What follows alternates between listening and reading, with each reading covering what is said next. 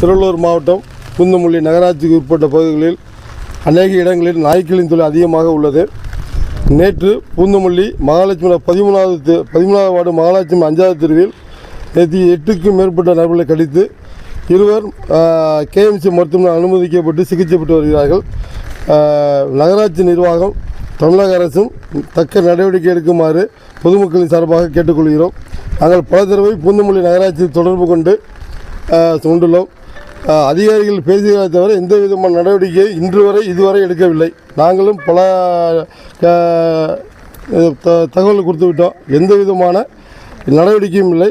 இது சம்மந்தப்பட்ட அதிகாரிகளோ சம்மந்தப்பட்ட வார்டு கவுன்சிலர்களோ இதுவரையும் தெருவில் சோதனை செய்யவும் இல்லை, எங்களை பார்க்கவும் இல்லை என்பதை கண்டனத்துடன் தெரிவித்துக் கொள்கிறோம். இது போன்ற நிகழ்வு இனிமேல் நடக்காமல் இருக்க தமிழக அரசையும் நகராட்சி நிர்வாகத்தையும் கேட்டுக்கொள்கிறோம். ரோட்டில் வெளியே வரதுக்கே பயமாக இருக்குது. எங்களுக்கு வீட்டை விட்டு யாரும் வெளியே வர முடியல.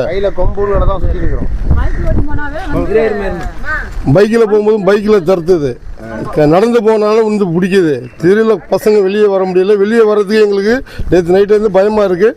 நைட்டு 1 மணி வரை கம்போட சுற்றிட்டு இருக்கோம் நாங்கள் தெருவில்.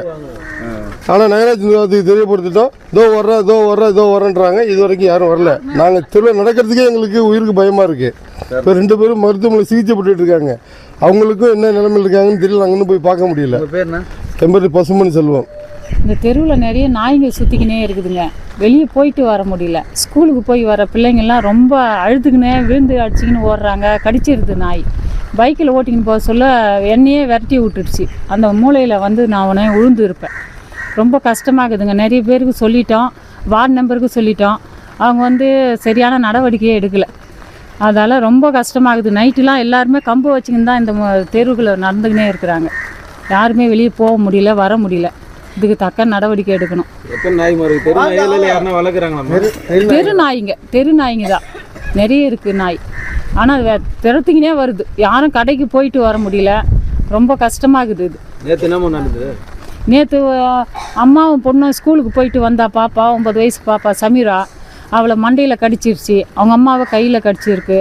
அவங்க கேஎம்சி ஹாஸ்பிட்டலில் இருக்காங்க. ரொம்ப தலையில் பெட்டில் அட்மிட் பண்ணிட்டாங்க. அது 2 இன்ஜெக்ஷன் போட்டுக்கிறாங்களாம். இன்னும் வரவே இல்லை அவங்க வீட்டுக்கு.